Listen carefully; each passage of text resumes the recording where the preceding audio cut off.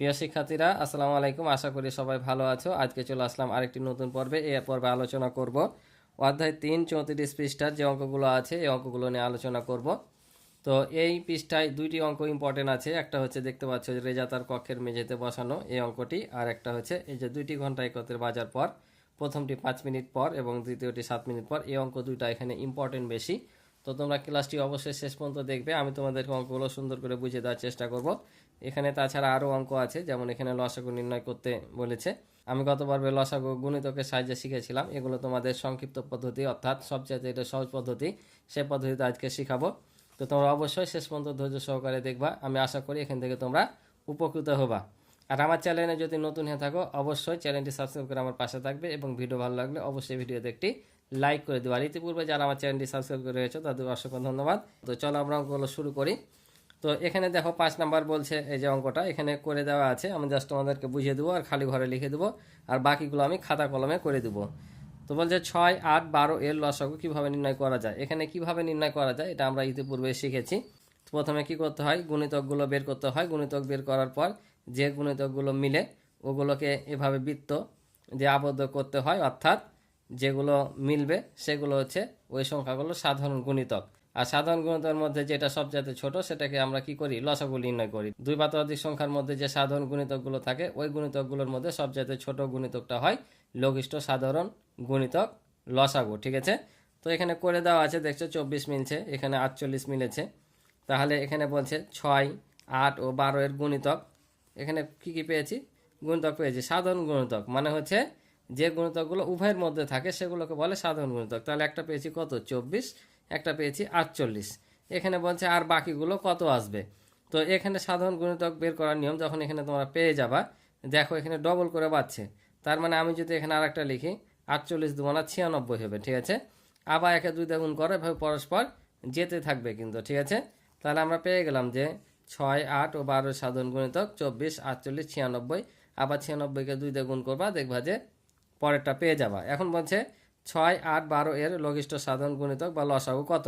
তাহলে সাধারণ গুণিতকের মধ্যে যেটা ছোট সেটা হচ্ছে লঘিষ্ঠ সাধারণ গুণিতক, লসাগু। তাহলে সবচেয়ে ছোট হচ্ছে কত, 24। তাহলে 24 হবে। এগুলো বের করার দরকার নাই, একটা দেখেছে তাই দেখালাম আমরা। আর এখানে ডট ডট দিয়েছে মানে আরও বের হতে পারে, তো আমি একটা জাস্ট বুঝালে দিলাম, তোমাদের এখানে বের করার দরকার নাই। তাহলে আমরা কত পেলাম, সাধারণ গুণিতকগুলো পেলাম 24, 48, আর সবচাইতে ছোট গুণিতক হয়তো 24। তাহলে এগুলোর লসাগু হবে 24। বুঝতে পারছো। তো এবার আমরা আসি লসাগু নির্ণয় করি। তো আমি গত পর্বে শিখেছিলাম এভাবে গুণিতকের সাহায্যে। আজ তোমাদেরকে আমি সংক্ষিপ্ত পদ্ধতিতে শিখে দেবো এগুলো যে কিভাবে শর্টকাট করা যায়। তো চলো আমরা সোজাসুজি খাতায় যেয়ে করে দিই তোমাদের। তাহলে দেখো এগুলো আমরা লসাগু করব কিভাবে, আমরা এই যে সংক্ষিপ্ত পদ্ধতিতে লসাগু করব। ঠিক আছে। এভাবে করলে সবচাইতে সহজ হবে। ঠিক আছে। তোমাদের এখানে বলিনি যে কিভাবে করতে হবে, তোমরা যেভাবে খুশি সেভাবে করতে পারো। যদি বলে দেয় যে গুণিতকের সাহায্য করো, তাহলে তোমাদের কিন্তু গুণিতক বের করে করা লাগবে। আর যদি উল্লেখ না করে কোনো কিছু, যেভাবে খুশি সেভাবে করতে পারো। তো যেহেতু আমি একবার গুণিতকের মাধ্যমে শিখেছি, এখন আমি তোমাদেরকে এগুলো সংক্ষিপ্ত পদ্ধতিতে করে দেওয়ার চেষ্টা করবো ইনশাল্লাহ। তো চলো দেখি আমরা করি। তো এই পদ্ধতিতে লসাগু করার নিয়ম কি, এখানে যে সংখ্যাগুলো দেওয়া থাকবে সে সংখ্যাগুলোকে এমন একটা সংখ্যা দ্বারা ভাগ করতে হবে যেন ভাগফল নিঃশেষে বিভাজ্য হয়। আর কমপক্ষে 2টি সংখ্যাকে ভাগ করা লাগবে। কিভাবে দেখো, আমরা যদি এটাকে 2 দিয়ে ভাগ করি, এটাকে 2 দিয়ে ভাগ করি, নিঃশেষে বিভাজ্য হবে। তো প্রথমে তোমরা সব সময় কোন সংখ্যাগুলোতে ভাগ করবা, মৌলিক যে সংখ্যাগুলো আছে সেই সংখ্যাগুলো। মৌলিক সংখ্যা কোনগুলো, 1 এবং ওই সংখ্যা ব্যতীত যে সংখ্যার কোনো আর গুণনীয়ক না থাকে সেটা হচ্ছে মৌলিক সংখ্যা। যেমন 2, 3, 5, 7 এগুলো হচ্ছে মৌলিক সংখ্যা। আর যখন এগুলো ভাগ করবা, 2, 3, 5, 7, 11 এগুলো দিয়ে ভাগ করবা। ঠিক আছে। আর 2 দিয়ে প্রথমে সব করো, সবসময় ছোট সংখ্যা দিয়ে করো, বড় না। যে ভাগ গেলে যে তোমরা যা সংখ্যা দিয়ে করবা করে নিবা তা না। যে সংখ্যাটা সবচেয়ে ছোট, অর্থাৎ 2 দিয়ে শুরু করে 2, 3, 5 এভাবে পর্যায়ক্রমে বড় আসবা। তো 2 দিয়ে বিভাজ্য হবে কিনা কীভাবে বুঝবা, সংখ্যা যদি জোড় হয় তাহলে কিন্তু 2 দ্বারা বিভাজ্য। আর যে সংখ্যা শেষে 2, 4, 6, 8, 0 থাকে সেগুলো কিন্তু জোড় সংখ্যা। তো আমরা দেখতে পাচ্ছি যে এখানে 2 আর 4 জোড় সংখ্যা, তার মানে এই দুটা 2 দ্বারা বিভাজ্য। তাহলে আমরা 2 দিয়ে ভাগ করবো এটাকে। তাহলে 2 দিয়ে 2কে ভাগ করলে কত হয়, 1। এই 2 দিয়ে 3কে যাবে না, তাহলে 3 3ই নেমে যাবে। আবার যদি 2 দিয়ে 4কে ভাগ করি তাহলে 2 2 না 4। যতক্ষণ পর্যন্ত আমাদের এখানে কমপক্ষে 2টা সংখ্যাকে ভাগ যাবে ততক্ষণ পর্যন্ত আমরা ভাগ করব। যখন কমপক্ষে 2টাও যাবে না, একটা একটা হয়ে যাবে, তখন কিন্তু আর যাবে না। যেমন দেখো এখানে আর যায় না, একে 3 দিয়ে গেলে একে যায় না, একে 2 দিয়ে গেলে একে যায় না, ঠিক আছে। তার মানে আমাদের এটা আর যাবে না। তাহলে এখন আমরা এগুলো সব কি করব, গুণ করে দেব। এখানে যে সংখ্যাগুলো পাবো সব গুণ করে দেব, ঠিক আছে। গুণ করে যেটা পাবো সেটা আমাদের লসাগু হবে। তাহলে নির্ণয় লসাগু, তাহলে কত হবে 2 গুণিত 3 গুণিত 2। তাহলে যদি এগুলো গুণ করি তাহলে 3 দুগুণা 6, 6 দুগুণা 12। তাহলে আমাদের লসাগু হবে কত এগুলোর, 12। বুঝতে পারছো, সহজ না? এভাবে সবগুলোই করা লাগবে। এটাও যদি আমরা করি তাহলে দেখো এটাও দুইটা জোড় সংখ্যা আছে, 2 দ্বারা যাবে। তাহলে 2 দুগুণা 4, 5, 3 দুগুণা 6। আর কিন্তু যায় না, দেখো 2, 3, 5 সব কিন্তু মৌলিক সংখ্যা, এদেরকে আর ভাঙানো যায় না, তাই আর যাবে না। তাহলে আমরা লিখে নিব যে অতএব নির্ণয় লসাগু, নির্ণয় লসাগু 2 গুণিত 2 গুণিত 5 গুণিত 3, যতগুলো থাকবে সবগুলো নিব। এক থাকলে নেওয়ার দরকার নেই, কারণ এক দিয়ে যাকেই গুণ করি না কেন গুণফল ওটাই হয়, ওই জন্য এখানে আমরা এক নিইনি। তাহলে এখন যদি গুণ করি কত হবে দেখো, 2 দুগুণা 4, 4 5 20 আর 3 20 60। তাহলে আমাদের এখানে লসাগু হলো কত, 60। এটা হচ্ছে আমাদের উত্তর। বুঝতে পারছো? আশা করি তোমরা বুঝতে পারছো। বাকি দুইটা কিন্তু সেমভাবেই, ঠিক আছে। তোমরা নিজেরা চেষ্টা করবা, না পারলে আমি তোমাদের করে দিচ্ছি, শুধু দেখে নিবা। তো দেখো যেহেতু সব এগুলো এখন একই রকমের অঙ্ক, তাই এটা করে দিলাম। তো এটা একটু কয়েকবার যাবে, ওই জন্য এটা করে দেবো। তো এটা একটু বুঝিয়ে দিই। দেখো এটাও কিন্তু জোর, এটাও জোর, তাই 2 দিয়ে গেছে, 2 দুগুণা 4, 3টাই কিন্তু জোর, 3 দুগুণা 6, 4 দুগুণা 8, ঠিক আছে। 3টাকে এবার 2 দেওয়া ভাগ গেছে, ঠিক আছে। তো এখানে আবার দেখো, আবার কিন্তু এখানে দুইটা জোর সংখ্যা আছে, তাহলে আবার আমাদের এটা কি ভাগ যাবে, তাহলে আবার 2 দিয়ে নিয়েছি, তাহলে 2 1 2, 3 নেমে যাবে, 2 দুগুণা 4। আর কিন্তু যায় না, তাহলে এগুলো আমরা সব কি করে দেবো, গুণ করে দেবো। তাই নির্ণয় লসাগু সব গুণ করেছি, 2 দুগুণা 4, 3 4 12, 12 দুগুণা 24। এটাই হচ্ছে উত্তর, ঠিক আছে। এটা হচ্ছে লসাগু। এটা দেখো এটাও সেম, এখানে দেখতে পাচ্ছি আমরা সবগুলো জোড় সংখ্যা, তাহলে আবারও কত দিয়ে যাবে, 2 দিয়ে যাবে। তাহলে এখানে 4 দুগুণা 8, 6 দুগুণা 12 আর 8 দুগুণা হয় 16।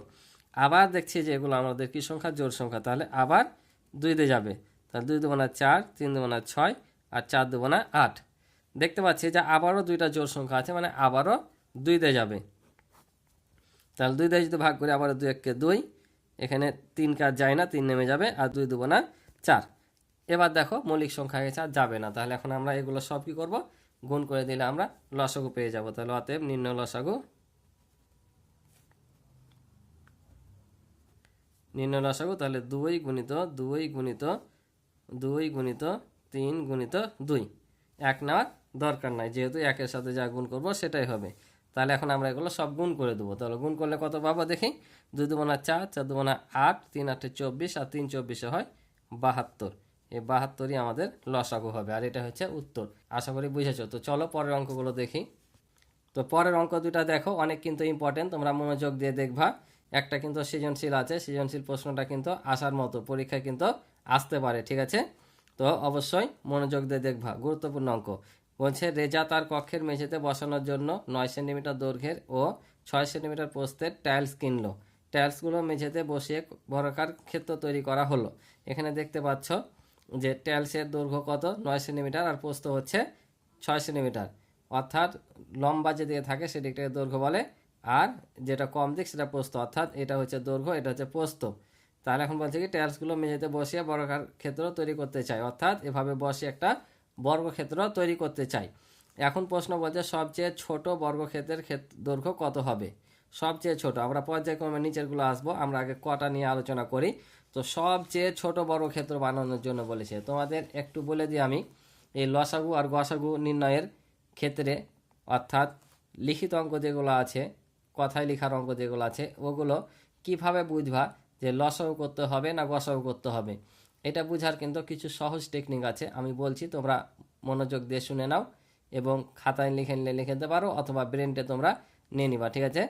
যে যখন ছোট, সবচেয়ে ছোট, ন্যূনতম, ক্ষুদ্রতম, তারপর হচ্ছে কতক্ষণ পর পর, সময়, এগুলো উল্লেখ থাকবে, তখন হয় লসাগু, ঠিক আছে।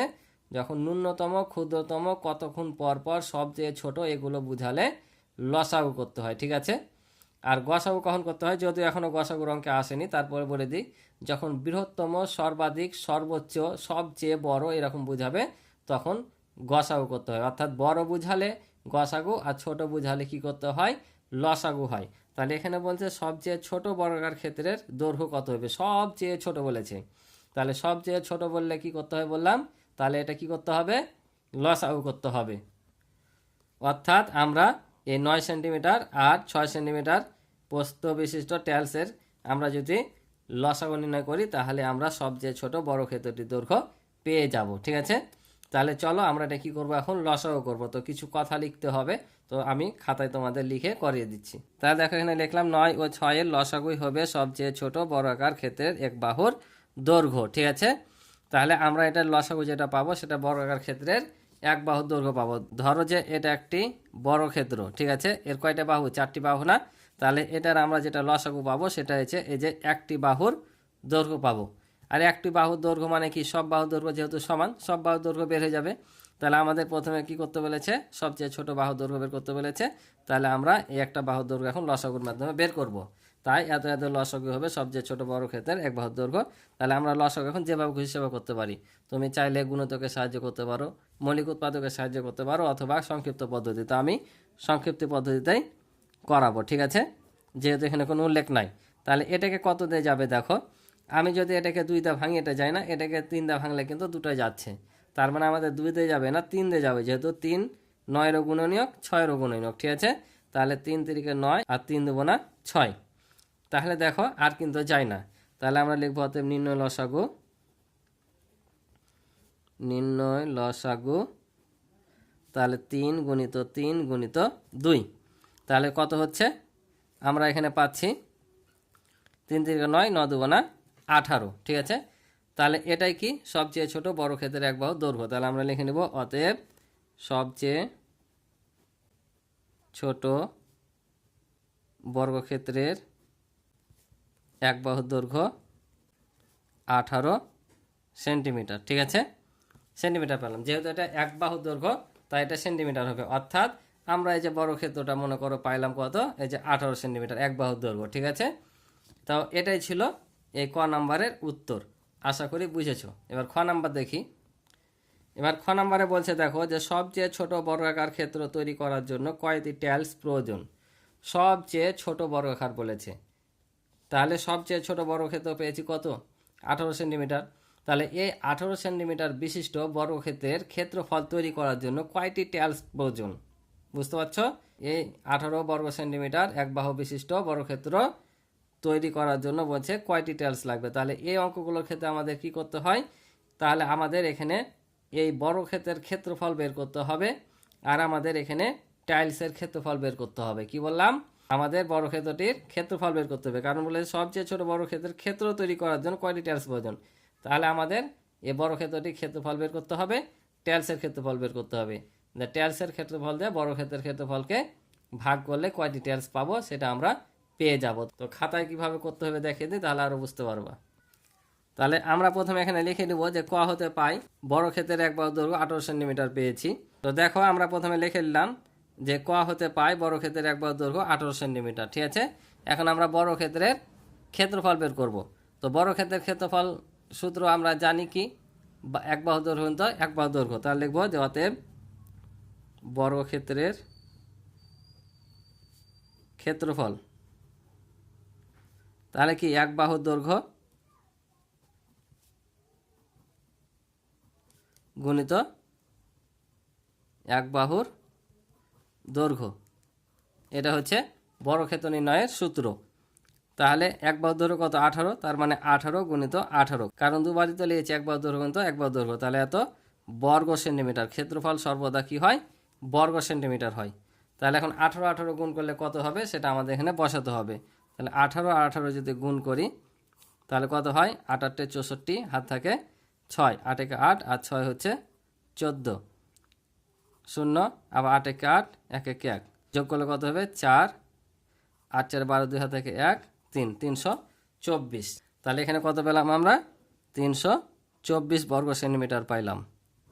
তাহলে আমরা বর্গক্ষেত্রটির ক্ষেত্রফল পেলাম 324 বর্গ সেন্টিমিটার। এখন এই 324 বর্গ সেন্টিমিটারে টাইলস বসালে কতগুলো টাইলস লাগবে, তাহলে আমাদের কি করতে হবে, এখন টাইলসের ক্ষেত্রফল বের করতে হবে। তাহলে লিখবো যে অতএব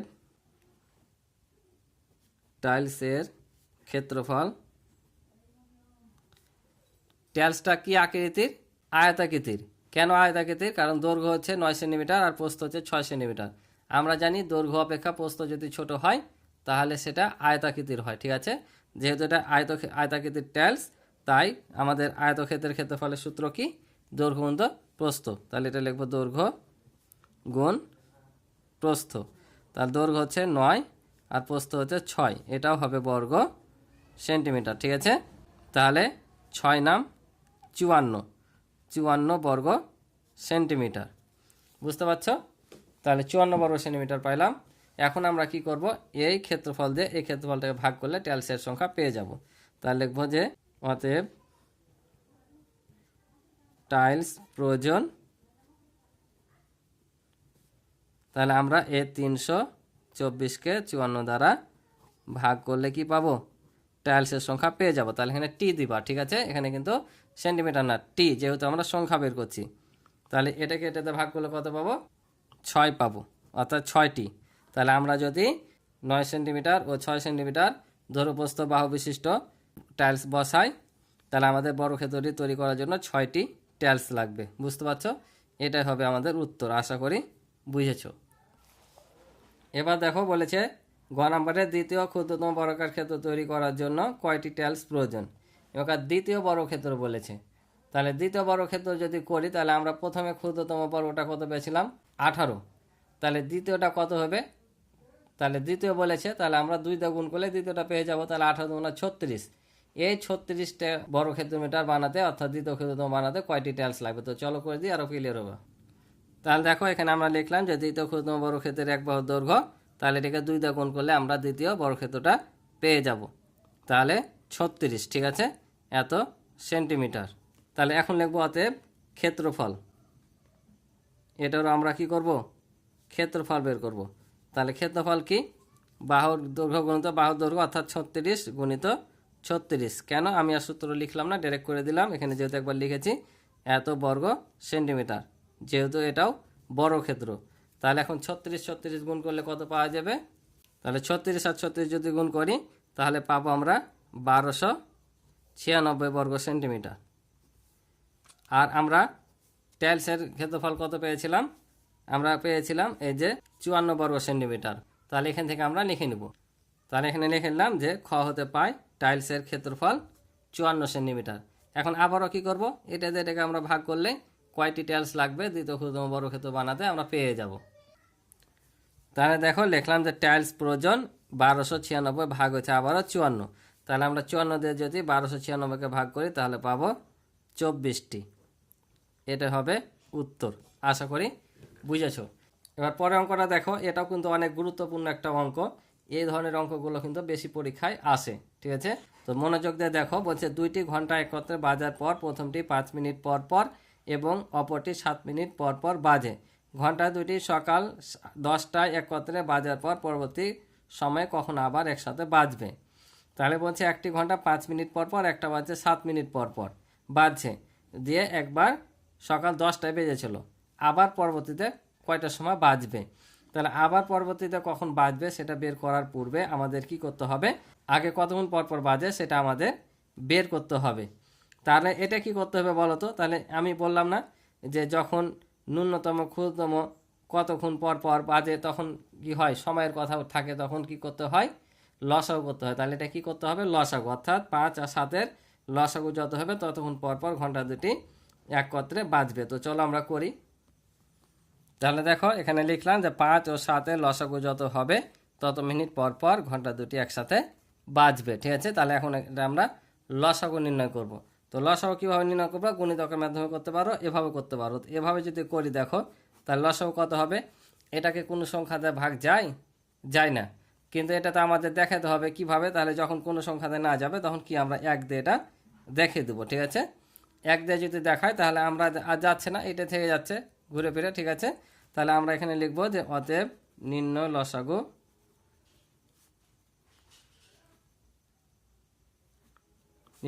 কত? 5 আর 7, তাহলে কত হলো? 35। তাহলে অতএব ঘন্টা দুটি, তাহলে আমরা লিখে নেব যে ঘন্টা দুটি 35 মিনিট পর পর একসাথে বাজে। তাহলে আমরা লিখে নিলাম ঘন্টা দুটি 35 মিনিট পর পর একসাথে বাজে। এখন বলছিল 10টা একবার বেজেছে, তাহলে আবার কখন বাজবে? তাহলে তোমরা বলো তো, 10টায় যদি একবার বাজে আর 35 মিনিট পর পর যদি বাজে, তাহলে আবার কখন বাজবে? তাহলে 10-এর সাথে 35 যোগ করলেই হবে, তার মানে কি 10টা 35-এ। তাহলে আমরা লিখবো এভাবে যে ঘন্টা দুইটি 10টায় বাজলে পরবর্তী সময় বাজবে 10টা যোগ 35 মিনিট, ঠিক আছে? তাহলে 10টার সাথে 35 মিনিট যোগ করে দিলাম, অর্থাৎ 10টা 35 মিনিটে। আর এটাই হবে উত্তর। আশা করি তোমরা অঙ্কগুলো বুঝেছো। তো আজকে এ পর্যন্ত ছিল অঙ্ক। ক্লাসটি ভালো লাগলে অবশ্যই একটি লাইক করে দিবে। তো আজকে এ পর্যন্ত, ভালো থাকো, সুস্থ থাকো, দেখা হবে পরবর্তী পর্বে। আল্লাহ হাফিজ।